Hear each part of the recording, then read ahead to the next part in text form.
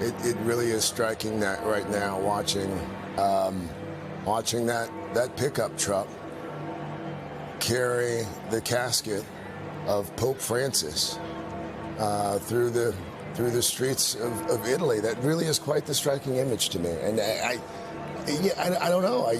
Professor, I guess in funerals past, would we have seen this? No, because in the recent past, the popes have been buried in St. Peter's. It's tremendously emotional, Craig, to watch this. Pope Francis visited the Basilica so many times, including just before Palm Sunday last week, which we know now was his farewell of sorts. But whenever he left the country on a trip, he would stop first at the Basilica of Santa Maria Maggiore, and here he is on his final trip. In his will, he asked that his tomb be placed in the aisle next to a chapel containing Salus Populi Romani. He's a famed Byzantine icon. It's a painting of the Madonna and Child. He said that being buried there, he wanted to thank the Virgin, quote, for her docile and maternal care.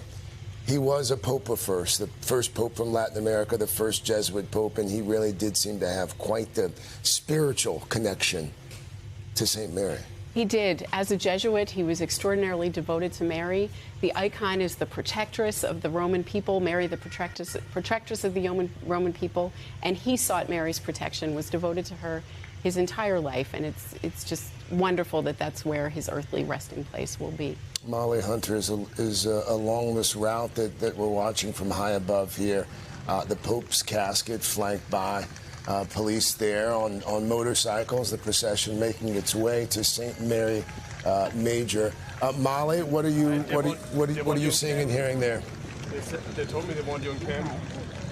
Great, Craig. I'll just step into our shot right now. You can see the departures coming by. We've seen a lot of, actually you can see them right now. You see a lot of police coming by. These are all of the foreign dignitaries. As we know, more than 50 heads of state, 140 delegations, Craig, and this is the main way out. So we believe that all of these dignitaries will exit before the coffin comes down. We're watching right now to see who's coming up next. Obviously, lots of interest. And if we can see the coffin turning that corner. But again, everyone, Craig, is calm, is peaceful, is waiting for this moment. We have not seen U.S. President Trump go past yet. Watching all of the activity here. Those are French flags. But it will be a small motorcade that will be with the Pope's coffin, as you mentioned, that open-air hearse, Craig. But it will include cardinals, it will include members of the Pope's family, it will also include secretaries and butlers, people who are very close to his life. And he chose to be with him in these final steps in the center of Rome. I'm just looking around the corner. You see the crowds. I'm just going to have Jonas show you the crowds a little bit here. You see the crowds are growing, and it's about one thick here. But I'm looking down, further down the route. It's hard to see right now. And people are now stacking 5, 10 deep. So I think what has happened is those 200,000 people, Craig, who were in St. Peter's Square have made their way out to now start lining this route. Again, as you mentioned, it's about a 35, 40-minute walk. They will be moving at a walking pace, so people will have time to line the entire route to Santa Maria Maggiore, Craig. Molly, stand by. We'll come back to you in just a few moments as we watch that simple wooden coffin make its way through those streets there. Tom Yamas there for us, Ann Thompson there for us as well. And your thoughts as we watch this Pope make his way to his final resting place. Tom and I were just talking, Craig, that this is the first pope who's ever been carried in a pickup truck on his way to a burial site. And it is absolutely perfect because this is a pope who didn't like limos. He traveled in a small Fiat. I mean, I can remember when he was at the White House in 2015, they had all these big security SUVs in the tiny little car. And that's what he liked. And on the pickup truck is SCV1, which is the license plate of the Pope-mobile, and then you have that Pope-mobile roof that is on the pickup truck. But it's absolutely perfect. Very much on brand for Pope Francis. Yes. And so is this moment right here, Ann, right? The people lining the street, even in death, right? He is the people's Pope. he's giving them one more chance to say goodbye, one more chance to get close to him. And what a picturesque Roman scene you see here. People on balconies, people lined along those ancient streets as he's going to wind through the Eternal City. You will see some of the sights here, including the Colosseum and the Forum, as he's making his way to his final resting stop, that Basilica.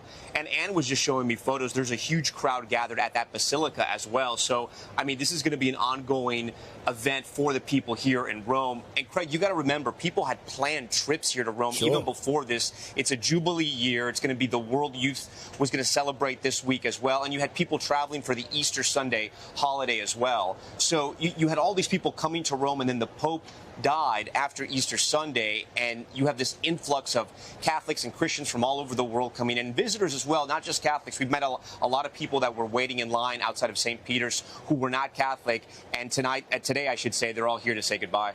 And the other thing to keep in mind as we watch this is that this journey in particular isn't just about the people. It is the people of the world. He's the Bishop of Rome, and it's a very personal connection between the people of Rome and this Pope. And Tom, stand by for me, if you can, just a moment. I want to go back to Molly Hunter along that route there, because Molly, I understand that the pickup truck that's carrying the Pope is making its way toward you as we speak. Craig, that's right. It has just come into view. It has just come out of the tunnel, and everyone here just went silent. Everyone has their phones up. Everyone has their cameras. And actually, I'm standing next to Rodrigo. I'm not going to interrupt this moment for you because I know it's really special, but you've just teared up, Craig, and it's hard to see. It's tight quarters here. It's very big crowds. You're a seminarian who actually took part in the Mass. And again, we won't miss this moment. But why did you just tear up as he came through? I just saw him last week giving his last effort, his last pull, just giving it all for the church. And now I got to say goodbye at his coffin, and now it's the moment to say goodbye to him. I won't interrupt that moment for you. Craig, we're going to watch as it goes by us right now, as people start to clap. I don't want to interrupt this moment either.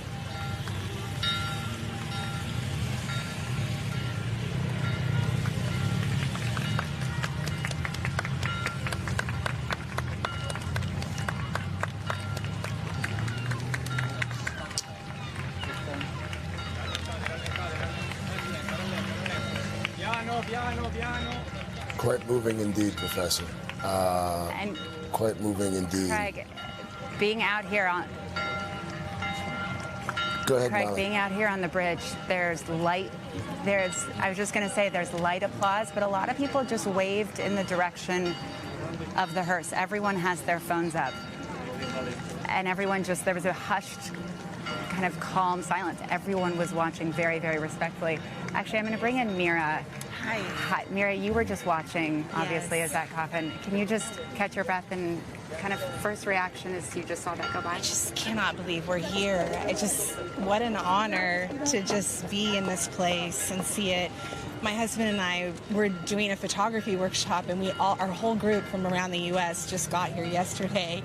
And for us to be able to, witness this is incredible. Can you describe what the atmosphere is like in this crowd right now?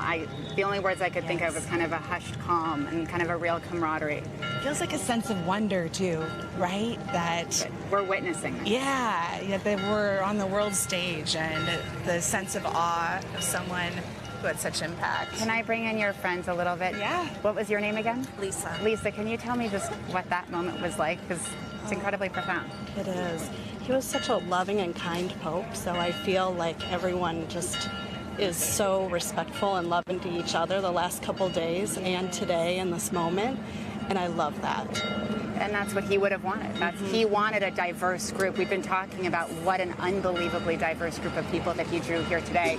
I mean, I'm sure you guys have noticed, you hear every different language along this bridge. You've seen people from every kind of life. Can you tell me what you felt just now? Yeah, this is Mira's husband. There's a sense of gravity to the whole situation, right? I mean, everyone's here to pay respects, and just seeing this many people get together and like I said, it's somber experience, but everyone is very cordial to each other, and everyone reaches out and talks to each other, and So it's just bringing everybody together. And, Bringing everyone together, which is exactly what he would have wanted. Yes, to hear the music and the singing. I mean, our hotel is like 4 or 5 blocks away, but it's like we were following the singing, and just it was washing over us as we were walking. It was the whole morning has just felt so sacred. I really appreciate it, you guys. Yes. Thank you so much. Yes. Now, Craig, what's happening? We're getting in a little bit of a crowd crush. People are now moving on. So I think there's a sense that we may see the crowds get bigger and bigger along this procession route. We were at the very beginning, as you know, it's 3.7 miles. I think a lot of people are now trying to keep up with that procession, with the coffin, to carry. I'm just looking, there are huge crowds just ahead of us to kind of accompany him to his final resting place, Craig. So many people there lining the streets to get a front row seat to history and to say goodbye to the 88-year-old pontiff there. I do want to go back really quickly here to Ann Thompson and Tom Yamas, their vantage point there at St. Peter's Basilica. And you and I were having a conversation earlier this week about this Pope's final resting place and the symbolism there. Why do we suppose that Pope Francis decided he would not be buried there? He would not be entombed behind you at St. Peter's? I think for a couple of reasons. First of all, he saw himself not as a pope, but as a pastor. And he wanted to be close to the people, to be part of the people. He always said that if he retired, he would just become the Bishop of Rome and he'd hear confessions and he'd give out communion. He wouldn't be anybody special. He wouldn't wear white. And I think you see that now in death. He didn't want to be buried in there. St. Maria Maggiore has special significance for the Pope. As we've mentioned many times, it's where he would go to pray before and after each trip. But beyond that, it is also where St. Ignatius Loyola said his first Mass. And he is the founder of the Jesuits.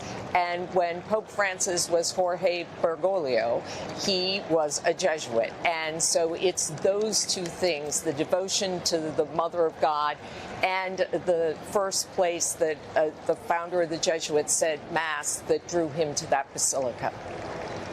As we continue to watch Pope Francis make his way to his final resting place, I mean, even his coffin, simpler than just about every other pope who's been laid to rest. We're told that it's the outer wooden coffin. It's a simple wood, the simplest of woods that they could find, a cypress wood lined with zinc. Cypress, a common wood that symbolizes all popes share in the common humanity of all. He insisted that he be buried like he lived, simply. Professor, I want to spend some time here just for a moment talking about this Pope's legacy and what it will be. Much has been made of the way he tried to increase the role of women in the church, to raise the profile of women in the church. What say you to that?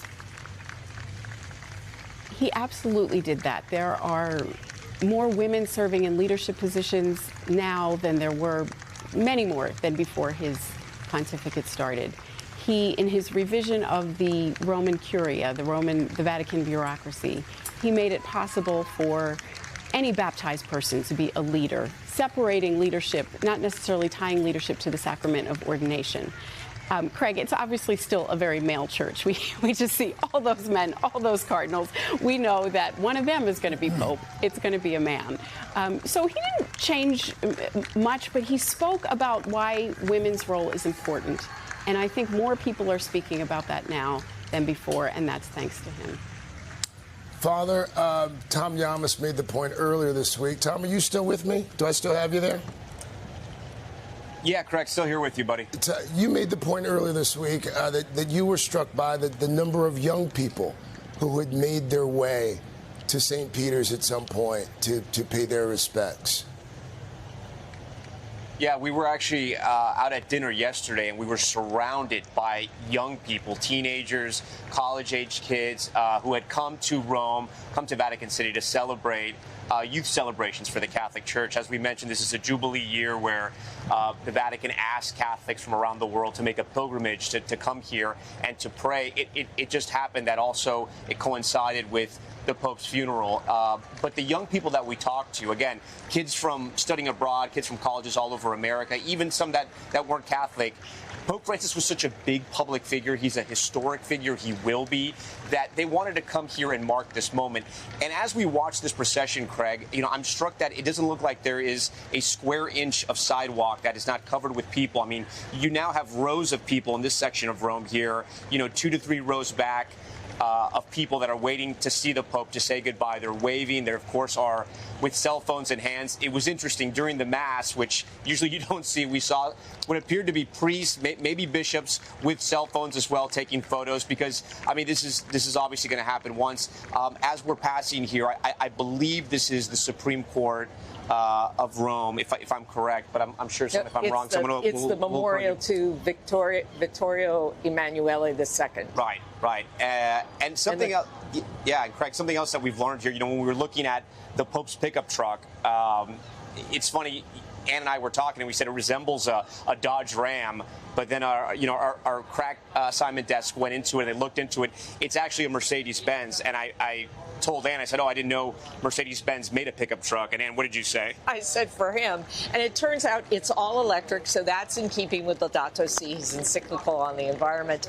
And it's also actually not a pickup truck. It's the Pope Mobile. Oh, and it is just cut out the back. Took out the back. So he is going to his final resting place in the vehicle that he last rode in. Think 6 days ago, he was riding through St. Peter's Square. He came to the balcony to wish everybody happy Easter, and then within 24 hours, he was gone. And we talked about this. You and I remember we had a crosstalk on my show where we talked about he would always push himself. Mm-hmm. He wanted to constantly push himself, even though he was very ill. And he was quite literally, now we know, fighting for his life. But he wanted to be out there in front of the people. He wanted to travel the world. And you wondered if that played any kind of role sort of in his last moments. Because, it is incredible that he was able to celebrate Mass, get in that Pope Mobile, as you say, and then really hours later, he left us. I was walking across St. Peter's Square this week with a friend of his, and I said, we were talking about Easter Sunday, and he said if Pope Francis had had his way, he would have died in the square. Yeah. This is where he loved to be among the people. And as he said, he died with his boots on. He died doing what he loved. That's what truly made him happy. It's what always drove him. It's interesting because when you read about Pope Francis, he says in his book that before he got elected, before that conclave, he had booked a round-trip ticket. He wanted to come back fast because he didn't want to be in the Vatican. It's not that he didn't like this place, but it wasn't who he was, and he never took that return ticket home. He became Pope. Yeah, and the other thing I think that's misunderstood about Francis that he has tried to explain over the years is that while he was a humble man, it wasn't something that came naturally to him. It really was a practice, and part of that, he turned in his first-class ticket when he was coming over when he was elected, exchanged it for a coach ticket. He had speeches on his desk back in Buenos Aires that he had to work on, and that's the kind of person he was. He never thought about lifting himself up. He thought about lifting up others. And Tom, stand by for me just a moment there. And by the way, thank you so much for clearing up the confusion over the transportation to his final resting place as well there. Father Bartunek is with me here in the studio, and we can also, as we wait for the Pope to make his way to his final resting place, we can tell you that we've been told that the tomb, as you might imagine, going to be quite simple, just his name on it. But the marble that will be used inside that tomb, that marble is coming from his home country of Argentina. There is a picture that was released earlier this week of the tomb itself. But Father, I want to come back to you and talk about something that was brought up earlier. So much has been made of this particular Pope's appeal. For folks who may be unfamiliar with your backstory, it is quite interesting. You're a priest now, but before you were a priest, you were a high school history teacher, a drama director, a baseball coach. You spent a year as an actor in Chicago. You decided to forego Hollywood for the priesthood, but you discovered your faith later in life than most, your Catholic faith. What did this Pope mean to those who were not Catholic, those who perhaps have struggled with faith in their lives? Yeah, well, I think everything that we've been talking about and seeing came across in everything the Pope did. The Pope was so close to people, and his whole approach to evangelization, and I agree with Cardinal Ray, he said that the guiding principle of his papacy was really evangelization, mission, bringing the good news to people. And his approach to evangelization was make the good news, start with the good news, and start with the encounter with a real person, and then bring the doctrine in later. Father, this is just an amazing vantage point of the Pope passing the Colosseum there. Yeah, you think about the Colosseum as a place where actually early Christians were martyred in the early years of the church. The ruins of the Colosseum there, and the papacy continuing through the centuries. Pope Francis, who carried the torch for his 12 years. And Cardinal Ray's homily actually ended with the phrase, the torch of hope, that he implored the Pope from heaven to pray for humanity, that we can continue to raise the torch of hope. So I think when you see kind of even history just telescoped in this camera shot, I think we're kind of feeling the hope that Pope Francis always communicated. It really is just quite remarkable on so many levels. And you're also reminded of just how much history lives in Italy, Rome is especially. And again, for folks who might just be joining us, this is Pope Francis being carried to his final resting place. We saw the roughly 2-hour funeral at St. Peter's, and then he was loaded into the back of his Pope Mobile, and is taking this procession just under 4 miles outside the city. And again, it bears repeating, this is a Pope who insisted on not being buried inside St. Peter's Basilica. And Professor, we talked earlier about not just the significance of that, but how this is actually going to make it more accessible to folks who want to go and pay their respects. How so? That's right. It's more open than St. Peter's. It's in a poor neighborhood of Rome. It's very close to Termini, the main train station in Rome. So fitting for a Pope who talked so much about people on the move and migrants. So it will become a place, it's already a place of pilgrimage, but it will become even more so. Tom, and I know you're continuing to watch these images play out as well. In Ann Thompson, again, I think it also bears repeating, this is a scene that you've seen a number of times. You have covered the Catholic Church, you've covered the Pope for a number of years here at NBC. A penny for your thoughts. I'm just struck by how even in death he keeps breaking molds. I mean, I have seen a lot of Pope Mobile rides around the world, but I've never seen anything quite like this. And you hear that sustained applause from the people who've gathered there. And yet, for as amazing this is, I think what we will find that will be most moving is when he gets to Santa Maria Maggiore. And there are going to be people who are poor, transgender, homeless, migrants who are going to hold white roses and line the steps and accompany the casket on its last journey. And I think it's so perfect because Pope Francis used his power to accompany them in the 12 years of his papacy. Now, at the end of his life, they're accompanying him. And something notable, you know, the icon that Pope Francis would pray to at that basilica was brought here to St. Peter's, and it was right up there in the altar. And it's the place where he would pray before and after every papal trip. And Mary was such a big part of his life and his ministry. And he would talk not only about that icon, but also Mary, the Mary of Knots, the mother, where she's untying the knots in Germany, was so important to him. As we talk about his role with women, and it's interesting, Anne, because as much as he did things publicly for women or for the LGBTQ community, when you talk to other Vatican watchers, and you hear it from cardinals that are considered conservative within the Catholic Church, they say a lot of the dogma never changed. He did lots of things publicly, but the Catholic Church, the dogma, never changed. So that's very true. He said he was not in support of women's ordination. He said that John Paul II had closed the book on that. He was considering for the second time the issue of whether women could be made deacons. But as Kathy said, what he really did was within the Curia separate the path for advancement from a Roman collar. And so you have one woman who is head of the dicastery, which is a department here in the Vatican. You have another woman, a nun, who is running the Vatican City, essentially the mayor of Vatican City. And then you have Sister Natalie Beckhart, who was the first woman to have a vote in the Synod of Bishops. So he pried open that door, and that was difficult in and of itself. But you've got to remember, this is a 2,000-year-old institution that doesn't move on a dime. Everything takes a long time here, and that's the big question: where does it go from here? But as we're talking, the applause seems to be getting louder and louder as he makes his way through Rome, headed towards that basilica in his final resting spot. And then, Anne, we know that there will be ceremonies there today and tonight, going into tomorrow, correct? Right. The actual burial itself we will not be able to see. That will be closed. Tonight there will be a rosary at the Basilica. I don't know if that's going to be televised. And then tomorrow afternoon, the cardinals are going to go and pray a rosary at Francis' tomb. And you had pointed out that a lot of these cardinals have been hosting events in the lead up to this funeral, praying rosaries at that basilica.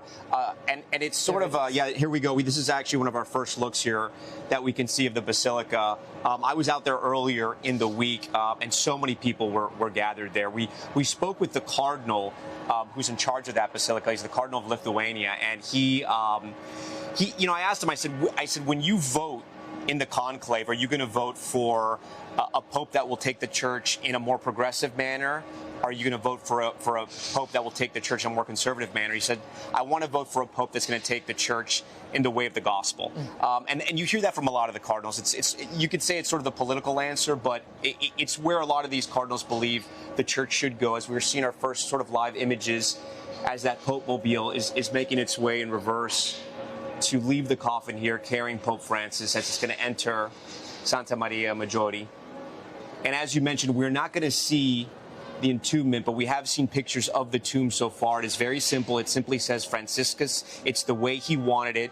There are other popes that are buried here, but we have not seen this, and we should remind our viewers, Anne, we have not seen this. The world has not seen this, anything like this, in more than 100 years. Yeah, no, this is completely unique in modern times, and very much Francis. I got a text from a Catholic leader in the U.S. as we were on the air that said it's the end of one era and the beginning of another, and you really feel that today as you watch this. And as you mentioned, because those men who were there, the cardinals who were there, one of them, there's that icon. Yeah, there it is right there. We've been talking about. Which they carried through the streets, right? They thought it could help cure the plague centuries ago. It is, for Catholics, the ultimate icon to Mary. So here are the people representing the poor, the marginalized, the homeless, the migrants, holding those white roses to welcome the body of Pope Francis. I spoke to a Syrian refugee who Pope Francis helped get out of a refugee camp, and she says she doesn't know if her family would be alive without Pope Francis and with the group that helped them. Craig, we're going to send it back to you in the studio from here in the Vatican. Tom Yamas and Thompson, thank you both so much for your work this morning. And again, we have been watching the funeral of Pope Francis. As you saw there, his simple wooden casket has now arrived at St. Mary Major, where he will be entombed, the first pope in more than 100 years to be buried outside St. Peter's, as we watch the parade of clergy, the bishops, the cardinals, all of them making their way into St. Mary Major as well. We're told this is going to be a private ceremony as well. We can also tell you that the Pope's tomb, very much like the Pope himself, very simple, made from marble that was brought in from his birth country, Argentina. The only word on his tomb will be his name. And with that, we are going to leave you for just a few moments here. We'll take a break. We will have much more just ahead on Saturday Today with Peter Alexander and Laura Jarrett. But for now, I'm Craig Melvin here in New York. Have a good day.